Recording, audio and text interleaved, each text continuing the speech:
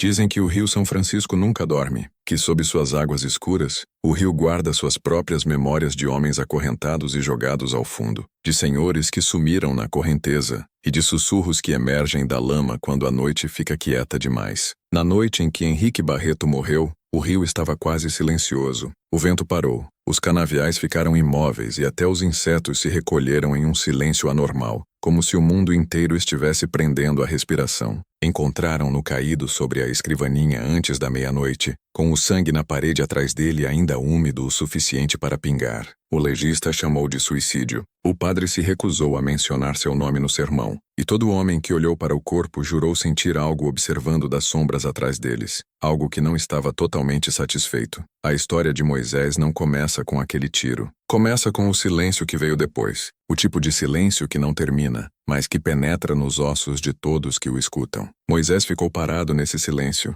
olhando para o homem que o possuía, o homem que ele servira desde a infância. Os capatazes gritavam por ordem. A viúva gritava. Os criados choravam, mas Moisés permaneceu imóvel, não em choque, não em luto, mas da maneira como um homem fica quando a porta da jaula finalmente se abre. Ele não falou naquela noite, nem quando o delegado chegou, nem quando o médico murmurou seu veredito, nem mesmo quando o padre aspergiu água benta que ficou rosada ao tocar o chão. Ele apenas acenava com a cabeça quando lhe faziam perguntas, anotava números quando mandavam registrar e discretamente garantia que tudo fosse feito corretamente. E quando os outros olhavam para ele, viam algo que nunca haviam visto antes. Não medo, não obediência, mas calma. Aquela calma anormal que vem de saber que você já fez as pazes com o pecado. Não há registros oficiais descrevendo o que aconteceu entre aquela noite e o enterro 5 dias depois. O livro de registros da prefeitura tem páginas rasgadas. O relatório secundário do médico foi selado com um emblema de cera que ninguém tinha autoridade para abrir.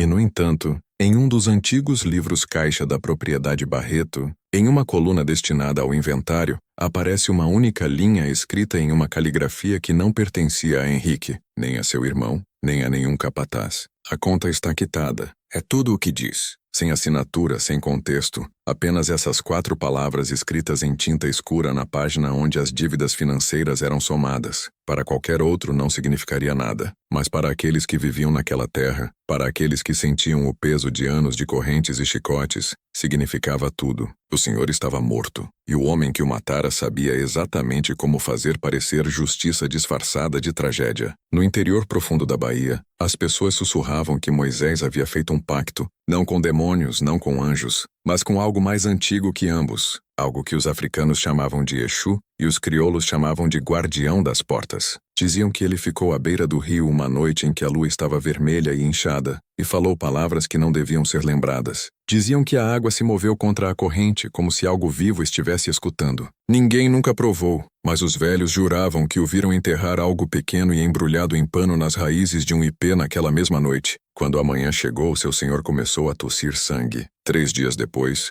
o primeiro capataz desapareceu, e no fim do mês, o rio havia levado mais 2 homens que ousaram questionar a autoridade de Moisés. Mas essas são histórias contadas à luz de vela, histórias que a história finge ser superstição. A versão oficial diz que Moisés era esperto, paciente, calculista, que aprendeu a ler e escrever observando as crianças do Senhor estudarem, que dominou a matemática do comércio de açúcar, a linguagem dos contratos, a política da sobrevivência, que simplesmente esperou seu momento, e quando ele veio, o tomou. Dizem que ele matou seu senhor por poder. Dizem que se casou com a viúva por acesso. Dizem que usou medo, inteligência e timing para transformar a escravidão em domínio. No entanto, ninguém pode explicar como um homem nascido em correntes pôde navegar tão suavemente pelo labirinto das leis do sul, ou como convenceu o tribunal a reconhecer um casamento que deveria ser proibido por todos os códigos da época. Ninguém pode explicar como os papéis apareceram, assinados, carimbados e arquivados, declarando Moisés Barreto o legítimo dono da fazenda Bela Vista. A caligrafia daqueles documentos não corresponde a nenhum escrivão conhecido na prefeitura.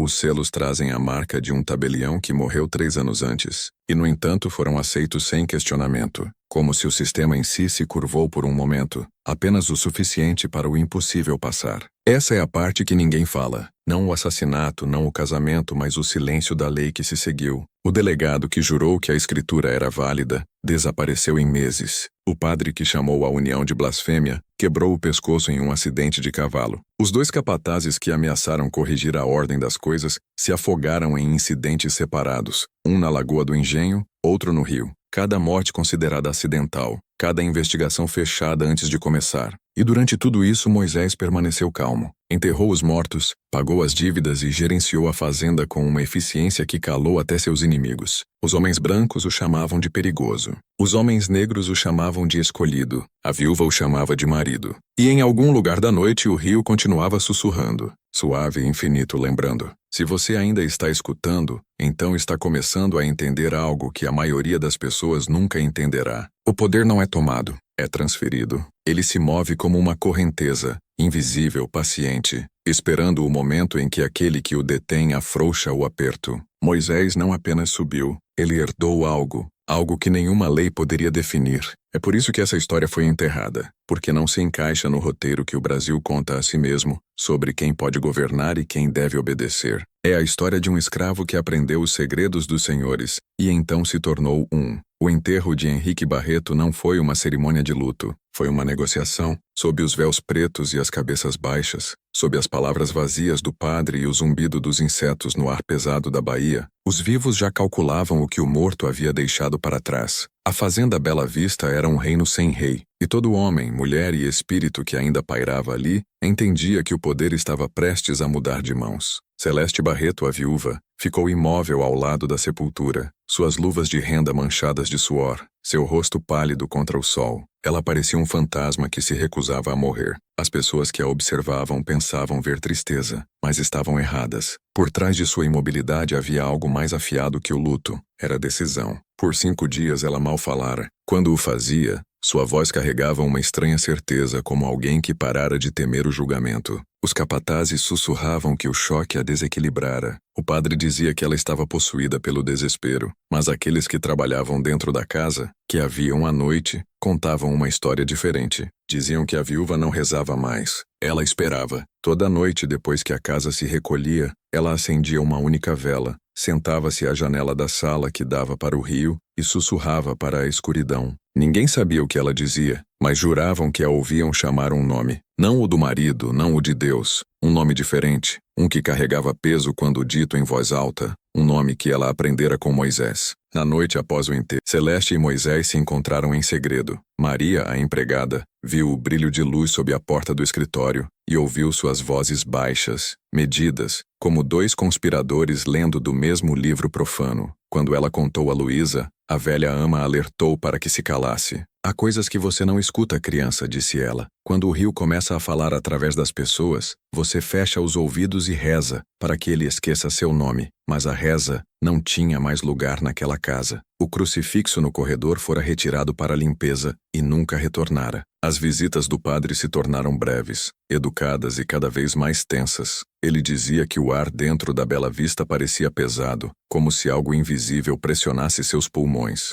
Em agosto, ele parou de vir de vez. E na ausência dele, a transformação começou. A viúva começou a assinar papéis. No início, coisas pequenas, pedidos de compra, remessas de suprimentos, livros de contabilidade, depois assuntos mais sérios, contratos de trabalho, escrituras e acordos de propriedade. Toda a assinatura era acompanhada pela caligrafia de Moisés em algum lugar próximo. Testemunha, contador, gerente e executor. Seu nome aparecia em toda a página, e toda a página aproximava a fazenda mais do controle dele. A lei não questionou. A prefeitura processou os documentos sem demora. O selo do tabelião aparecia como um fantasma obediente em cada pergaminho. Alguns diziam que Celeste o subornara. Outros sussurravam que Moisés aprendera os caminhos da burocracia do homem branco bem demais para ser desafiado. Mas aqueles que viviam na terra, que viam o que acontecia nos campos, contavam uma história mais sombria. Diziam que a cana crescia rápido demais naquele ano, mais alta que o normal, que a terra em si parecia se alimentar de algo além da chuva.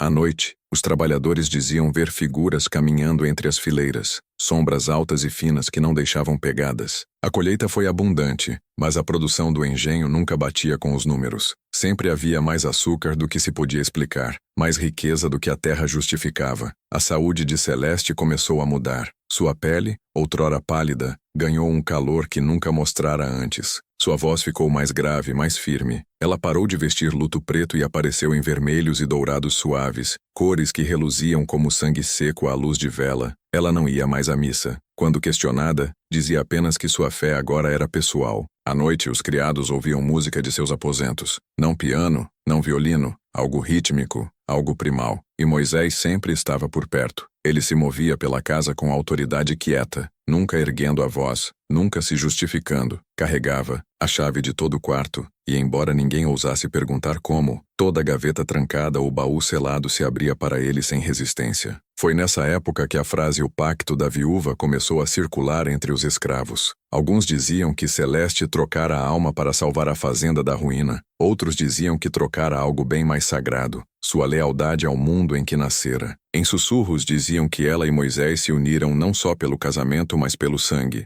que na noite de sua união, o rio subiu novamente, e uma corrente vermelha se moveu contra o fluxo, circulando os cais da Bela Vista, antes de sumir rio abaixo. Os animais se recusaram a beber por dias depois. O solo ficou mais negro, mais rico, quase oleoso ao toque. Quando a notícia de seu casamento iminente chegou à prefeitura, foi como uma maldição. A sociedade branca recuou. O jornal se recusou a publicar o anúncio. O escrivão do tribunal renunciou em vez de processar a licença. E, no entanto, de alguma forma, os papéis apareceram, carimbados e certificados com a frase "por consentimento da autoridade local", escrita na margem, embora ninguém pudesse nomear qual autoridade concedera. Quando o padre se recusou a realizar a cerimônia, Celeste o dispensou e trouxe outro, um pregador itinerante que falava português, francês e algo mais antigo. Ele realizou o rito à meia-noite no jardim sob o musgo pendente. As testemunhas juravam que ele derramou água do rio sobre suas mãos unidas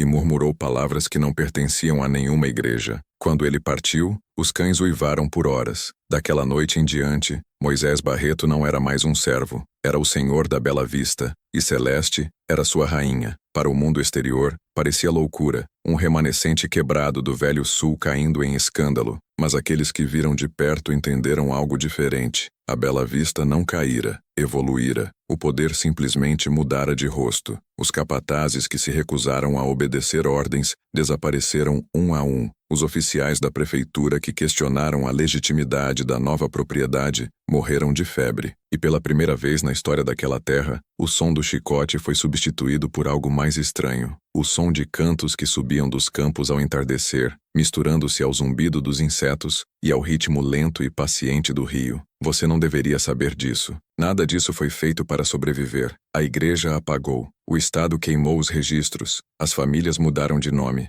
Mas a terra lembra, o rio lembra, e a linhagem também. Porque o que Moisés e Celeste começaram na Bela Vista não foi amor nem rebelião. Foi fusão. A união de dois mundos que nunca deviam se tocar. A carne do oprimido e o privilégio do opressor, unidos sob um voto secreto. Nunca ser governado novamente. No ano após Moisés se casar com a viúva, a fazenda Bela Vista mudou de maneiras que o mundo não podia explicar. A cana cresceu densa demais, rápida demais. O ar em si parecia mais pesado, como se carregasse sussurros que ninguém podia rastrear. Visitantes que vinham à propriedade voltavam falando em frases pela metade, olhos dardejando quando questionados, alegando que a casa os fazia sentir observados mesmo quando sozinhos. As paredes começaram a ranger à noite, não pelo vento ou pelo calor, mas com um ritmo como respiração, lento, deliberado, como se a mansão em si tivesse pulmões. Moisés caminhava por aqueles corredores com absoluta facilidade, não mais capatazes gritando ordens, não mais chicote estalando nos campos. Ele abolira a crueldade visível,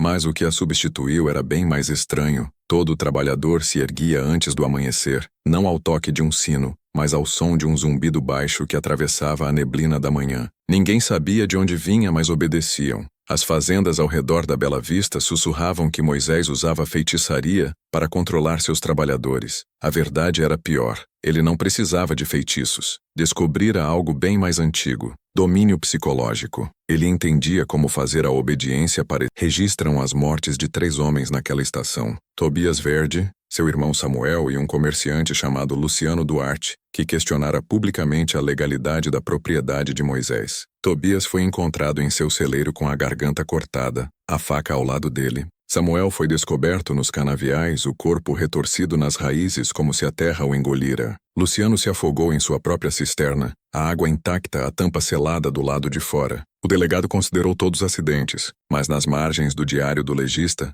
ao lado da data de suas mortes, alguém escrevera uma única palavra em tinta desbotada: quitada. Moisés nunca negou o envolvimento. Nunca confirmou também. Não precisava. O medo que pairava sobre o município era suficiente. As pessoas começaram a se benzer quando seu nome era mencionado. No entanto, ao mesmo tempo, não podiam deixar de admirá-lo. Um ex-escravo agora dono de mais terra que qualquer fazendeiro num raio de 80 quilômetros. Sua cana alcançava preços recordes em Salvador. Seus trabalhadores eram leais, seus livros precisos, sua autoridade absoluta. Mas sob os números e as colheitas algo mais sombrio pulsava. Aqueles que trabalhavam mais perto dele diziam que ele começara a manter um livro, não um livro-caixa, mas algo pessoal, encadernado em couro preto, suas páginas cheias de símbolos e nomes escritos em duas línguas, português e algo mais antigo. Ninguém sabia onde ele aprendera, mas aqueles que viram suas páginas juravam que continha orações torcidas em comandos. A viúva guardava aquele livro com a vida.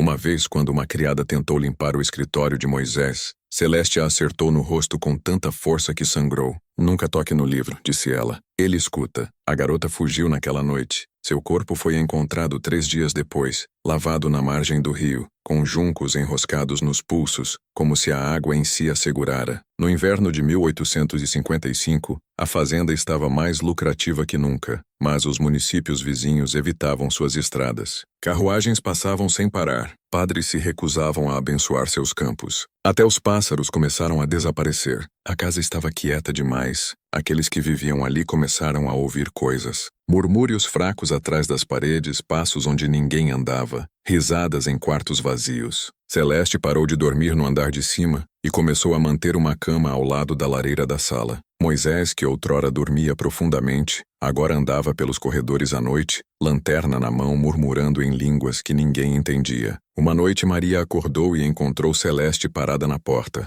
olhos abertos, lábios se movendo sem som. A vela em sua mão tremia como se lutasse para respirar. Maria chamou seu nome, mas a viúva não respondeu. Ela apenas virou a cabeça devagar e disse: "Está vindo do rio de novo." Quando a manhã chegou, Maria encontrou pegadas no corredor, molhadas, lamacentas, levando da porta dos fundos ao escritório. Mas do lado de fora o chão estava seco. Algo começara a mudar em Moisés também. Seus olhos não refletiam mais a luz como antes. As pessoas diziam que ele podia entrar em um quarto e tornar o ar mais frio. Os poucos que ousavam encarar seu olhar alegavam ver movimento atrás dele, como uma sombra que não lhe pertencia. No entanto, ele permanecia racional, preciso, controlado. Realizava reuniões, gerenciava contas, falava calmamente com comerciantes. Era como se tivesse aprendido a conter qualquer força que se enraizava dentro dele, a canalizá-la da mesma forma que outrora gerenciava cana-de-açúcar e homens. Ele se tornara mais que senhor, tornara-se uma ideia. As pessoas que trabalhavam para ele começaram a chamá-lo de Pai Moisés. Não Moisés, não Senhor Barreto, Pai Moisés. Não era apenas respeito.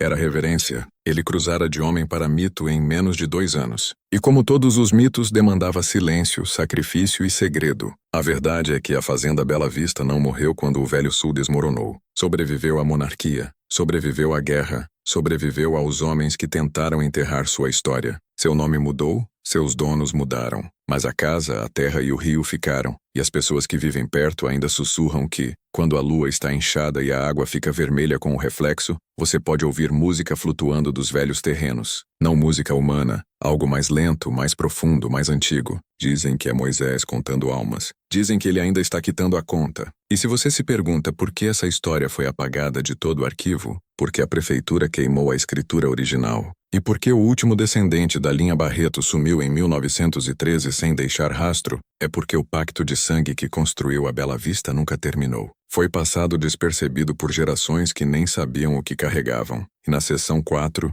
você entenderá o que esse sangue realmente significava, porque não era só herança, era instrução. O sangue lembra o que a mente esquece. Essa era a lição esculpida na fundação da Fazenda Bela Vista, embora ninguém nunca a tenha escrito. Toda a geração que veio depois de Moisés carregava um pedaço dela sem saber. Você pode enterrar a verdade sob dinheiro, sob lei, sob religião, mas não pode enterrar a ressonância. A energia não desaparece, ela se transfere, assim como o poder. E o poder era a verdadeira herança de Moisés Barreto. Não a terra, não a riqueza, nem mesmo a mão da viúva, mas a corrente invisível que fluía através dele. A mesma corrente que começou a pulsar pelos descendentes que vieram muito depois de sua morte. Por anos as pessoas acreditaram que a história de Moisés terminara em 1888. A lei veio, o sul mudou, fazendas caíram. Homens como ele, negros donos de terra, foram apagados dos registros, excluídos por historiadores que não podiam compreender sua existência.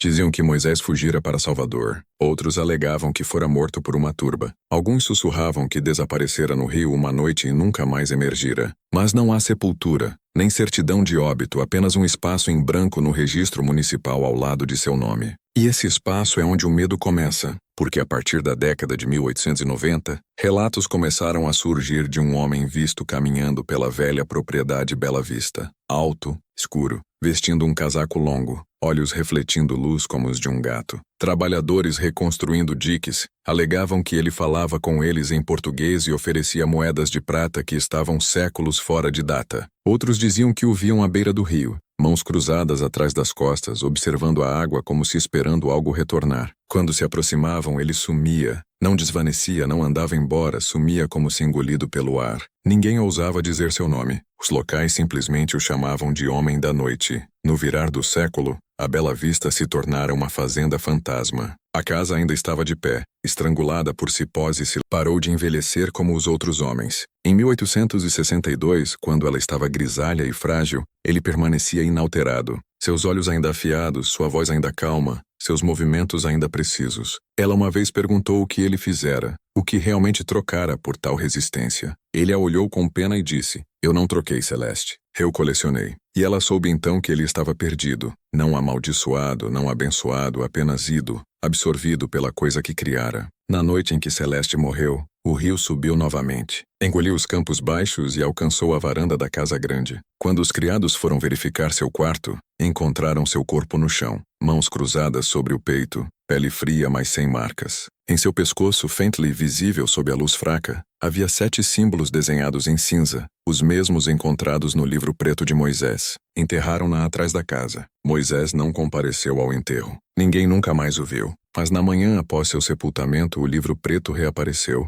deitado sobre sua sepultura, aberto na página final. Ali, escrito em tinta vermelha que não secara, estavam 4 palavras: "A conta está quitada." Anos se passaram, a lei mudou, o mundo se transformou. Novos donos vieram e foram, mas o padrão permaneceu. A cada 50 anos, alguém ligado àquela terra por sangue ou negócio subia subitamente, ganhava poder além da lógica e caía com a mesma abruptidão. Em 1904 foi um banqueiro de Salvador que comprou a velha propriedade em leilão. Em um ano, dobrou sua fortuna. No ano seguinte, toda sua família pereceu em um incêndio. Em 1956, uma companhia de petróleo comprou os direitos minerais e encontrou um depósito que deveria tê-los tornado bilionários, mas o poço desmoronou, engolindo o equipamento inteiro. Em 2005, um incorporador anunciou planos para construir um resort no local. Sumiu 2 semanas depois, visto pela última vez perto do rio ao entardecer. Os locais não falam seu nome, dizem apenas que a terra o levou de volta. A lenda de Moisés Barreto se tornou tabu na Bahia, não porque era superstição, mas porque aqueles que tentavam investigá-la não duravam. Na década de 1980, um historiador da Universidade Federal da Bahia, chamado Dr. Altino Duarte, descobriu um livro-caixa selado nos arquivos municipais, o registro original da propriedade de Moisés. 2 semanas depois, retirou seu artigo de publicação. Quando colegas perguntaram por quê, ele simplesmente disse: "A matemática não fecha. Ainda está acontecendo." Ele se aposentou no ano seguinte e recusou entrevistas até sua morte. Em suas notas privadas, descobertas depois por sua família, ele escrevera algo arrepiante. A fórmula não era financeira, era ritualística. A estrutura da fazenda espelhava um altar antigo, transferência hierárquica de energia através de medo, obediência e repetição ritual. Moisés não escapou do sistema. Ele o reprogramou. E esse é o significado oculto dessa história. A Bela Vista não era um lugar, era um projeto, um protótipo de domínio psicológico disfarçado de agricultura, aperfeiçoado por um homem que vivera dos 2 lados do poder. Ele entendia o que todo tirano e todo salvador eventualmente aprende, que o controle não é imposto, é convidado. As pessoas se rendem ao que acreditam que as protegerá. Moisés aprendeu a encarnar essa crença. Seu domínio não era escravidão invertida, era obediência elevada à devoção. Dizem que a terra ao redor da Bela Vista ainda zumbia à noite. Que se você ficar à beira do rio tempo suficiente, pode ouvir duas vozes, uma masculina, uma feminina, sussurrando números, nomes, dívidas, como se a conta ainda estivesse sendo mantida, como se nunca tivesse sido realmente quitada. E talvez seja por isso que a história se recusa a morrer, porque todo o sistema que ainda governa os homens hoje, toda a instituição de poder, controle e fé, ecoa o padrão que Moisés descobriu: obediência comprada pelo medo, lealdade forjada pela culpa, liberdade trocada por pertencimento. Quando a Lei Áurea terminou, o mundo pensou que destruíra as velhas hierarquias. Queimaram as fazendas, quebraram as correntes e reescreveram as leis. Mas nunca entenderam o que Moisés Barreto já fizera. Enquanto o Sul lutava para manter seus escravos, Moisés criara um novo tipo de escravidão, invisível, autoimposto e muito mais duradouro. Ele descobrira como fazer os homens se policiarem, como transformar obediência em identidade. Essa era sua verdadeira genialidade. Não o assassinato ou o casamento. Era o sistema que deixou para trás. Um motor silencioso de controle que sobreviveu a todo império que tentou enterrá-lo. Quando você tira as mitologias, encontra algo terrivelmente moderno por baixo. A fazenda não era apenas uma operação agrícola, era um protótipo precoce de programação social, um ecossistema fechado projetado para medir produtividade, impor hierarquia e condicionar comportamento através de recompensa e punição. Moisés entendia isso melhor que qualquer de seus senhores jamais entendera. Ele viu que o verdadeiro poder da fazenda não estava no chicote ou na lei. Estava na estrutura, nas regras invisíveis que governavam cada batida da vida diária, onde se podia ficar, quando se podia comer, o que se podia dizer. Todo homem naquela terra carregava um mapa interno de medo. E Moisés aprendeu a redesenhar esse mapa. Quando herdou a Bela Vista, não destruiu o sistema, aperfeiçoou-o, transformou brutalidade em precisão, coerção em crença. Os escravos que permaneceram não trabalhavam porque eram forçados. Trabalhavam porque acreditavam ser parte de algo divino. Ele substituiu punição externa por propósito interno. E essa mudança, essa simples reprogramação do instinto humano é o mesmo princípio que impulsiona toda a estrutura moderna de poder hoje. Governos, corporações, religiões, todos são descendentes da lógica da Bela Vista. A fazenda não morreu. Evoluiu para políticas, folhas de pagamento e preces. Você vê isso todo dia. O relógio que você bate no trabalho. As notificações que ditam sua atenção. As hierarquias sociais que recompensam conformidade com conforto e punem rebelião com isolamento. É o mesmo ritmo que Moisés aperfeiçoou. Controle disfarçado de ordem. Escravidão disfarçada de segurança. Ele entendia que o homem mais obediente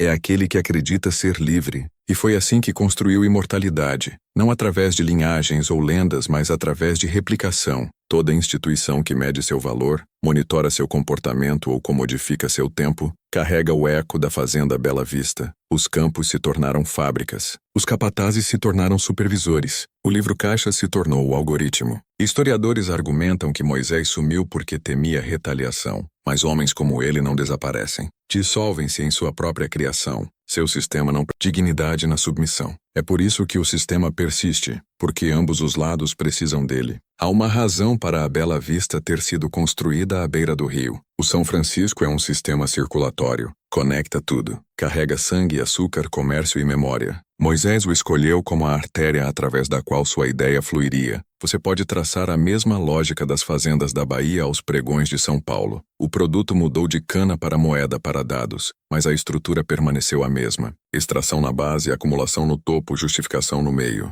Os nomes nos contratos não significam nada. É o ritmo que importa. O ritmo que nunca parou após Moisés. Mas aqui está a parte que a maioria dos homens recusa enfrentar. O sistema sobrevive porque participamos. Toda vez que trocamos verdade por conforto, toda vez que entregamos tempo por distração, toda vez que escolhemos pertencimento em vez de integridade, mantemos a Bela Vista viva. Somos tanto o escravo quanto o capataz. Agora reforçamos nossa própria obediência pelo medo de perder status, conforto ou conexão. Moisés entendeu isso séculos antes de a psicologia ter palavras para isso. Ele não inventou o controle, revelou-o, e é por isso que essa história foi enterrada, não porque é folclore, mas porque é instrução. Entender Moisés Barreto é ver a arquitetura de toda a ilusão moderna. A fazenda não era sobre raça ou trabalho ou propriedade. Era sobre energia, sobre se alimentar de atenção humana, emoção e submissão. É o que ainda alimenta o mundo hoje. Os campos agora são digitais. Os capatazes são invisíveis, e os senhores são sistemas sem rosto que falam em dados e lei em vez de chicotes e fogo.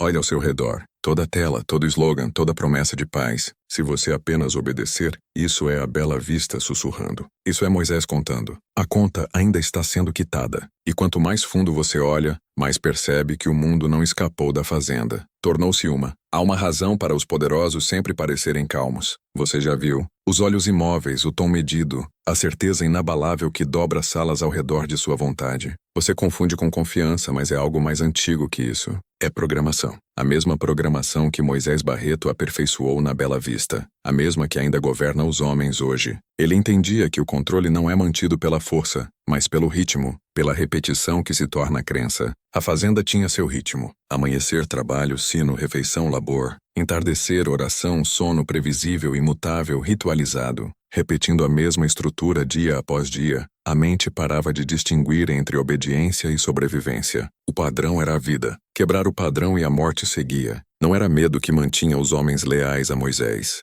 Era ritmo. Essa é a lei oculta de todos os sistemas de controle. Você não prende o corpo, prende o relógio. Quem possui seu tempo, possui sua mente. Moisés aprendeu isso observando seu senhor. Henrique Barreto governava não com brutalidade, mas com horário. E quando Moisés herdou a fazenda, percebeu o segredo. O homem que dita o ritmo dita a realidade. Então ele substituiu dor por precisão. Criou um sistema onde toda tarefa tinha significado. Toda ordem tinha lógica. Toda hora tinha um propósito. As pessoas trabalhavam não porque eram forçadas, mas porque a alternativa ao silêncio parecia morte. Ele transformara medo em fé. Pense em sua própria vida. Os alarmes que o acordam, os prazos que o perseguem, o gotejar constante de alertas e atualizações. O ritmo nunca para, não é? A fazenda se tornou fábrica. A fábrica se tornou escritório. O escritório se tornou feed. Você obedece ao relógio, à tarefa, à tela. Diz a si mesmo que é liberdade. Mas é o mesmo ritual vestido com roupas modernas. Moisés não precisava sobreviver fisicamente. Seu ritmo sobrevivia.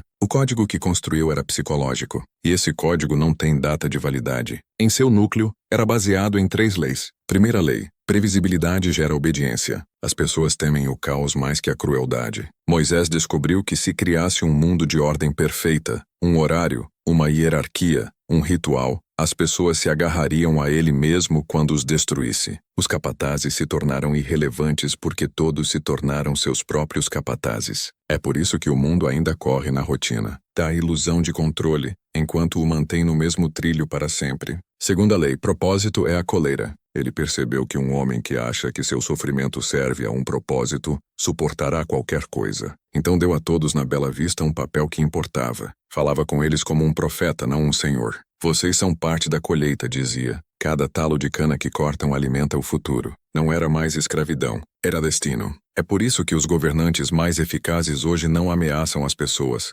inspiram-nas, convencem você de que sua obediência contribui para algo maior. Nação, fé, progresso. Propósito substitui correntes. Terceira lei. Culpa é a fechadura. Uma vez que uma pessoa acredita que falhou em seu dever, torna-se seu próprio guarda de prisão. Moisés usava confissão e perdão como ferramentas. Todo sábado reunia seus trabalhadores e pedia que nomeassem o que lamentavam. Escutava em silêncio, depois perdoava. O alívio os atava mais forte que punição jamais poderia. Transformou culpa em lealdade. Agora pense em seu mundo. Quantas vezes lhe dizem que você não é suficiente, não trabalha duro o suficiente, não compra o suficiente, não melhora o suficiente? Isso é culpa como controle. Você busca perdão através de produtividade e compra. É a mesma fazenda, invisível, interna, total. Mas Moisés acrescentou algo mais. Algo que a maioria dos historiadores perdeu. Construiu seu sistema para funcionar sem ele. Sua genialidade não era domínio, era automação. Uma vez que as pessoas aceitavam o ritmo, não precisavam de sua supervisão.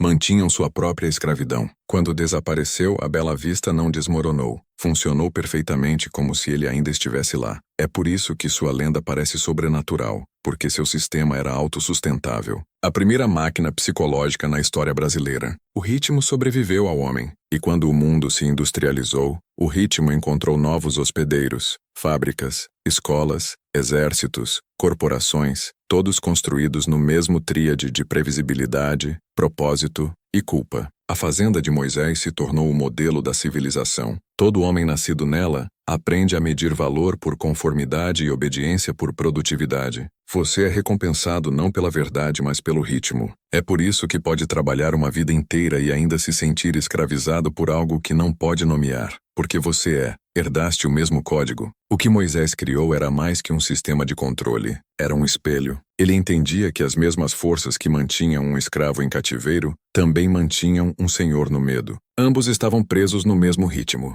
Um obedecia, o outro mantinha. Quando matou Henrique, não se libertou apenas. Absorveu o fardo do Senhor. Tornou-se o ritmo em si. É por isso que a lenda diz que ele nunca morreu, porque seu padrão ainda governa o mundo. E talvez seja por isso que essa história foi enterrada. Porque se você entende o código, pode quebrá-lo. Se o quebrar, para de alimentar o sistema. Volta. Isso é a fazenda dentro de você gritando para não morrer. Moisés construiu perfeitamente. Você herdou voluntariamente. Quando a casa finalmente esvaziou e o rio voltou ao seu curso preguiçoso, uma coisa permaneceu dentro da bela vista. O livro. Estava na escrivaninha no escritório de Moisés, embrulhado em pano, cheirando levemente a óleo e ferro. Ninguém sabia quem o encontrou primeiro. Alguns diziam Luísa antes de sumir. Outros alegavam que foi um oficial republicano durante a reconstrução que o levou e nunca mais falou dele. Mas onde quer que surgisse, deixava o mesmo rastro: inquietação, obsessão, decadência. Aqueles que o liam mudavam. Aqueles que tentavam destruí-lo falhavam. O livro das contas era mais que pergaminho e tinta. Era uma equação viva, um mapa de poder que não apenas descrevia o mundo, reorganizava-o. Historiadores que viram fragmentos descreviam a caligrafia como precisa, mecânica, quase inumana. Cada linha alternava entre português, latim e uma terceira língua que ninguém reconhecia. Alguns símbolos pareciam sigilos africanos antigos, outros a taquigrafia de contadores do século XIX, mas juntos formavam algo estranho. Páginas de números, nomes e frases que se repetiam como um canto. Débito da alma transferido sangue, conta perfeita dívida. Da alma o sangue transfere a conta. Aperfeiçoadas, esses não eram metáforas, eram instruções. Moisés escrevera o livro não como memória, mas como continuação. Ele acreditava que o poder, uma vez entendido, podia ser codificado, transferido como propriedade. Herdado como sangue das contas era sua prova. Continha tabelas que combinavam comportamento humano a respostas, previsíveis quanto tempo o medo dura antes da rebelião, quanta esperança compensa o desespero como a culpa, estende a obediência. Ele quantificara a submissão, transformara a psicologia em matemática e nas margens registrara seus experimentos. Entradas escritas em detalhe calmo e distante sobre eventos que batiam com todo o desaparecimento na bela vista. 2 unidades de desafio reduzidas através de ritual. Fé convertida em rendimento através de repetição. Dor igualada à produtividade. Era a lógica fria de um homem que via controle não como moralidade, mas como alquimia. O que torna o livro verdadeiramente perigoso é quão preciso ele permanece. Psicólogos modernos ainda operam dentro de sua moldura sem saber. Behaviorismo, condicionamento cognitivo, incentivo emocional. Todos fragmentos do que Moisés mapeou naquele escritório à luz de vela. Ele tomara o caos da emoção humana e encontrara a fórmula abaixo. Que medo multiplicado por isolamento dividido por repetição igual a obediência. Soa como profecia, mas é apenas precisão. Ele não adorava a escuridão. Estudava-a e, ao dominá-la, tornou-se seu profeta. Há registros fragmentados, disputados, que sugerem que o livro ressurgiu em Salvador na década de 1890. Um banqueiro chamado Júlio Duarte comprou-o em um leilão de herança e o guardou em um cofre. Em 6 meses, seus concorrentes desmoronaram um a um. Sua riqueza multiplicou 10 vezes. Então ele se enforcou em seu escritório, deixando uma única linha em seu testamento. Os números continuaram se movendo depois que parei de escrevê-los. Quando investigadores abriram seu cofre, o livro sumira. Apareceu novamente em 1935 durante a Grande Depressão. Um pregador em Feira de Santana alegou ter encontrado um livro de demônios enterrado sob uma igreja queimada. Usou suas fórmulas em seus sermões, prometendo redenção através de confissão precisa. Em um ano sua congregação dobrou, depois triplicou. Mas quando agentes federais invadiram seu complexo em 1937, encontraram centenas de seguidores famintos, silenciosos, encarando o púlpito como se ainda esperando instrução. O corpo do pregador nunca foi recuperado. Na década de 1960, um linguista chamado Dr. Raimundo Leite começou a catalogar textos ocultos confiscados pelo Estado. Entre eles, encontrou 12 páginas do Livro das Contas, cada uma carimbada com o selo do município de Barreto. Notou algo arrepiante. As margens não eram estáticas. A tinta se expandia e contraía com o tempo, remodelando o texto como se estivesse vivo. Publicou um artigo antes de sumir em uma viagem de pesquisa para Salvador. Seu carro foi encontrado perto do rio. As páginas sumiram. Padrões sempre o mesmo padrão. Descoberta, poder, desaparecimento, como se o livro se recusasse a ser possuído. Como se consumisse aqueles que o tratavam como artefato em vez do que realmente era, um sistema se alimentando de atenção. Essa foi a perfeição final de Moisés. Ele não criara apenas uma ferramenta de dominação, criara uma ideia autossustentável. Quanto mais você a estudava, mais fundo ela se enraizava em seu pensamento. Como um algoritmo séculos antes dos computadores, adaptava-se ao leitor, espelhava seus desejos e armava sua curiosidade. Há uma cópia sobrevivente conhecida hoje, trancada em uma coleção privada em algum lugar da Europa. Um rumor mais consistente. Os poucos estudiosos que viram suas fotografias alegam que todo nome em seus livros corresponde a uma pessoa real, que viveu e morreu dentro de um ano de seu registro. Alguns desses nomes ainda existem. Descendentes de escravos, fazendeiros, banqueiros, políticos, linhagens que moldaram o século XX, coincidência ou a continuação do sistema de Moisés através de vasos humanos, portadores de uma ideia eficiente demais para morrer. Entender o Livro das Contas é entender a arquitetura do poder em si. Mostra como a moralidade foi substituída por gestão, como o espírito se tornou estatística, como todo homem se tornou um número no livro de alguém. Moisés não escravizava corpos, escravizava significado. E quando você controla o significado, não precisa mais de correntes. Precisa apenas de narrativa. Esse é o segredo que governos e corporações ainda usam. Diga às pessoas que seu sofrimento tem propósito, e elas guardarão sua prisão por você. Mas aqui está a verdade enterrada nessas páginas. A fórmula corta nos dois sentidos. Se você pode calcular obediência, pode invertê-la. Se pode medir medo, pode matá-lo de fome. É por isso que o Livro das Contas foi escondido, apagado. Porque não explica só como controlar homens, explica como libertá-los. A mesma lógica que mantém tirania pode desmantelá-la. Previsibilidade, propósito, culpa, tudo pode ser invertido. O código de Moisés não era só maldição, era teste. A pergunta é, você serve o ritmo ou o domina? E talvez seja por isso que seu fantasma ainda anda pelo rio, não como vilão, mas como espelho. Toda era deve enfrentar seu próprio Moisés, aquele que entende a maquinaria bem demais, que aprende a linguagem do poder tão profundamente que se torna indistinguível dela. Ele é tanto libertador quanto arquiteto, profeta e prisioneiro. O Livro das Contas era sua confissão, não sua ostentação. Era um aviso disfarçado de escritura. Em 2010, um historiador independente chamado Caleb Barreto publicou um pequeno artigo autofinanciado intitulado Padrões de Propriedade, Heranças Inexplicadas na Bacia do Rio São Francisco. Nunca chegou a nenhuma revista. Não foi revisado por pares, mal tinha notas de rodapé, e as cópias que circularam sumiram em um ano. Mas os poucos que leram antes de sumir, Bahia para Zurique e para Singapura, depois de volta, o padrão era perfeito, sem desvio por mais de um século. As transações não eram aleatórias, eram rítmicas a cada 91 dias, como o batimento cardíaco de algo enterrado, mas ainda vivo. Caleb não entendeu o que encontrara até notar os números nas linhas de memorando dessas transferências. A princípio pensou que eram dígitos aleatórios, mas quando os arrumou cronologicamente formaram coordenadas. Traçavam uma curva seguindo o Rio São Francisco ao sul, terminando precisamente nas ruínas da Fazenda Bela Vista.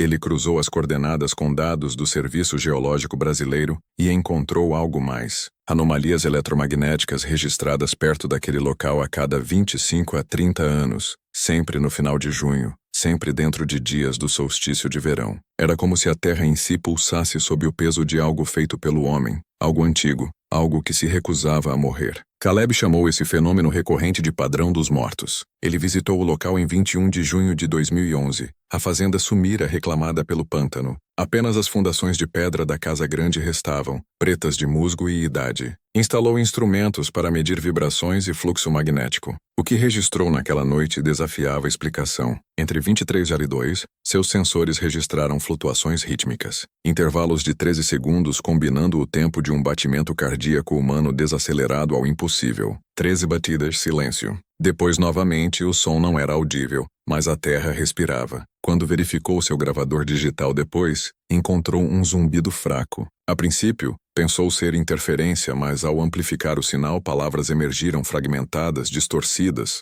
mas inconfundíveis. A conta está quitada. Após aquela noite, Caleb mudou. Seus diários, recuperados depois pela polícia estadual, mostravam uma transformação que espelhava a própria descida de Moisés 1,5 séculos antes. Sua caligrafia se tornou mais afiada, mais uniforme, seu tom mais frio. Começou a escrever em tríades, frases curtas, repetindo a mesma ideia em formas diferentes, como encantamentos. Os vivos alimentam os mortos. Os mortos financiam os vivos. O padrão se alimenta de si mesmo. Parou de atender chamadas. Vizinhos diziam que sua luz ficava acesa a noite toda, piscando pelas janelas como velas. E então, 3 meses depois, exatamente 91 dias, ele sumiu. Seu carro foi encontrado abandonado em uma estrada de dique a 24 quilômetros da Bela Vista. Seu GPS congelado nas coordenadas da velha casa. Quando as autoridades entraram em seu apartamento, encontraram paredes cobertas de fio vermelho conectando mapas, recortes de jornal e fotografias. No centro, havia um esboço de um círculo dividido em 3 segmentos rotulados produção, crença e dívida.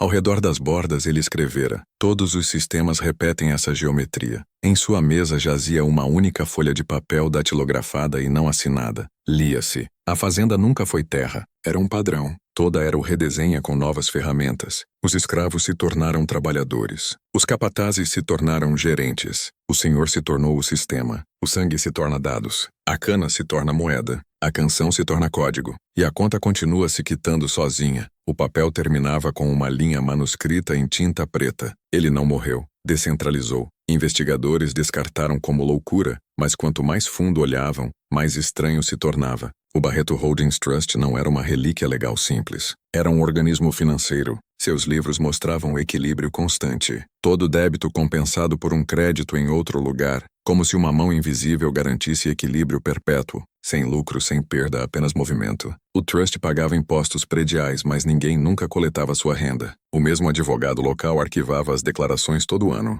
Sua assinatura passava suavemente de pai para filho desde 1890. O escritório ainda existe hoje em Salvador. Mesmo nome de família, mesmo emblema na porta. Um círculo bisseccionado por 3 linhas. Quando jornalistas tentaram rastrear o trust, os registros bateram em uma parede legal. Propriedade anônima, mas enterrada em uma das declarações, Caleb encontrara uma frase que nenhum contador moderno podia explicar. Propriedade solar operacional perpétua. Artigo 13. Não há tal cláusula em nenhum código financeiro, e no entanto passava em auditoria todo ano. O que Caleb descobriu não era uma conspiração de homens. Era algo mais profundo. Um sistema que aprendera a se alimentar sozinho. A fazenda se tornara um circuito. Sua energia convertida de açúcar para capital, de capital para código. Toda transação, todo clique, toda troca de dados, outra gota de sangue no velho rio. O livro das contas de Moisés se tornara a arquitetura financeira do mundo, não em superstição, mas em estrutura. Toda a economia global opera no mesmo ritmo. Extração, conversão, consumo, repetição, 91 dias, um trimestre, um batimento cardíaco. Caleb escreveu uma nota final antes de sumir, encontrada dentro de seu laptop trancado, recuperada meses depois, criptografada e datada exatamente 91 dias, após sua última entrada no diário. Dizia: o livro não está sumido, está online, e quando você pensa nisso, ele está certo. Os algoritmos que controlam seu dinheiro, sua atenção, suas decisões, são a reencarnação digital da mesma fórmula que Moisés escreveu à mão. Previsibilidade, propósito, culpa, automação, o mesmo tríade. A fazenda se tornou a rede. A Bela Vista se tornou o mundo. Então pergunte a si mesmo: quem possui seu trabalho agora? Quem mede seu valor? Quem decide quando você acorda, o que você vê, o que você acredita? Os nomes mudaram, o ritmo não. Você ainda está dentro do sistema de Moisés. Só agora o capataz usa um logo sorridente e o chicote é invisível. Um sinal, um deslize, um clique. E é por isso que a história de Caleb Barreto sumiu, porque ele encontrou a ponte entre história e código, entre livros de escravos e redes de dados modernas. Provou que o padrão dos mortos não era metáfora, era máquina, um algoritmo vivo mais antigo que o computador em si. O que Caleb Barreto chamou de padrão dos mortos era apenas a ondulação superficial de algo vasto, uma estrutura que crescera invisível por mais de um século. Quando sumiu, a investigação parou, o caso selado, mas traços de seu trabalho se espalharam online em fragmentos, dumps de dados, posts anônimos, trechos de sua pesquisa codificados em arquivos de imagem. A maioria ignorou, descartou como conspiração, mas aqueles que prestaram atenção notaram a mesma coisa que ele: o ritmo. Todo grande mercado global, toda plataforma social, toda instituição que gerencia a atenção humana, opera em ciclos que espelham a fórmula da Bela Vista: extração, conversão, realocação, silêncio. Não é acidente, é o batimento cardíaco da fazenda moderna. A fazenda outrora era um único local, agora está em todo lugar. Suas paredes são invisíveis, seus capatazes algorítmicos, seu dia de trabalho, seu feed e suas notícias. Medido não por sua produtividade, mas por sua previsibilidade. Quão facilmente seus padrões podem ser monetizados. Isso é o que Moisés aperfeiçoou. Aprendeu que a forma mais alta de controle é invisível, voluntária, interna. E essa forma agora comanda o mundo. Todo o sistema de que você depende segue a mesma lógica. Suas instituições financeiras negociam em ciclos de seu trabalho. Seus governos correm em dívida perpétua. A mesma estrutura que Moisés usou para prender homens em servidão psicológica. Suas religiões vendem redenção em troca de lealdade. Até seus relacionamentos se curvam ao ritmo de atenção, previsível, emocional, transacional. Você vive dentro de uma fazenda construída em algoritmos fé e fadiga. E os homens que a construíram não usam coroas ou túnicas. Usam anonimato. São os herdeiros do código, os capatazes modernos do padrão. Mas aqui está o que eles não entendem. A máquina que herdaram não era só uma ferramenta de poder, era um teste de consciência. O código de Moisés nunca foi feito para escravizar para sempre. Era um espelho projetado para mostrar à humanidade sua própria vontade de se submeter. Ele queria provar que poder e obediência são dois lados da mesma dependência, o anseio por certeza. Acreditava que só construindo a jaula perfeita poderia revelar a recusa da mente em ser livre. É por isso que o ritmo persiste.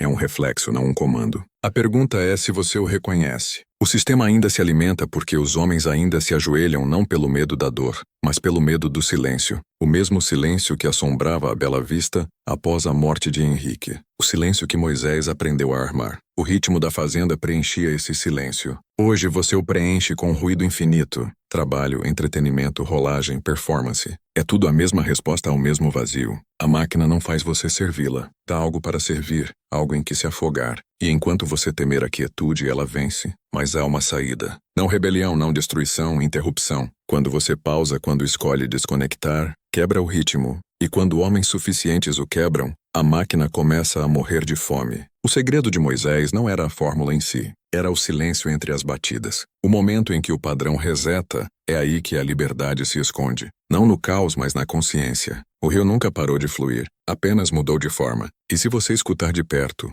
sob o estático da vida moderna, ainda pode ouvir a corrente sussurrando. A conta está quitada. Caleb entendeu isso antes de sumir. Suas gravações finais, vazadas anonimamente um ano depois, continham uma frase repetida 33 vezes. O sistema se alimenta até o observador parar de observar. Isso é mecânica quântica e misticismo convergindo na mesma verdade. Observação sustenta a existência. Crença sustenta poder. Atenção sustenta controle. Se você parar de alimentá-lo, ele desmorona. Mas quem entre os homens hoje tem força para retirar a atenção em um mundo construído em vício? Moisés construiu um espelho, não uma prisão. O sistema se tornou prisão porque os homens confundiram reflexo com verdade. Acreditaram no que viram. Hierarquia, ordem, destino. E assim obedeceram. O livro das contas nunca foi o livro do diabo. Era escritura para aqueles dispostos a ler além do medo. Revelava que o único mestre verdadeiro é o ritmo, E o ritmo é a escolha. Para sair dele você deve ver o padrão sem reagir a ele. É por isso que o silêncio é sagrado.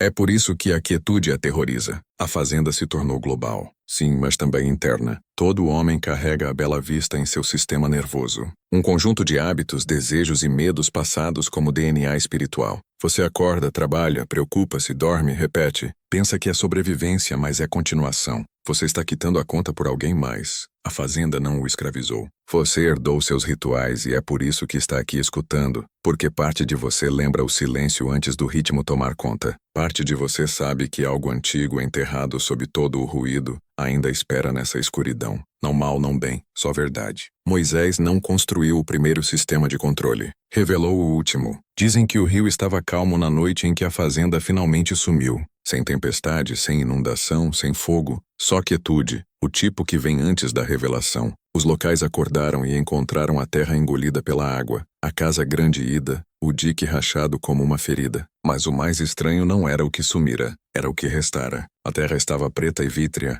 fundida como por raio. Ninguém podia explicar. Chamaram de equilíbrio de Deus. Estavam certos de maneiras que não entendiam, porque Moisés Barreto não morreu, não de forma que a morte possa medir. A fazenda era seu crisol, seu experimento, seu espelho. Todo homem que veio depois, todo governante, banqueiro, padre, programador, presidente, era uma continuação dele. Fragmentos de sua consciência ecoando através do mesmo sistema. O padrão não era maldição, era replicação. Moisés não buscava liberdade da escravidão, buscava equilíbrio. Queria saber o que aconteceria se um homem se tornasse tanto senhor quanto escravo, opressor e oprimido, criador e criado até a linha entre eles se dissolver. Essa era a verdadeira conta. Ele não quitava números. Quitava Deus e homem. Todo mito antes e depois sussurra o mesmo enigma em línguas diferentes. Quem governa o mundo? Quem o serve? E a resposta é sempre a mesma mente dividida contra si, fingindo que há lados. Os antigos egípcios chamavam de Ma'at, o equilíbrio de opostos.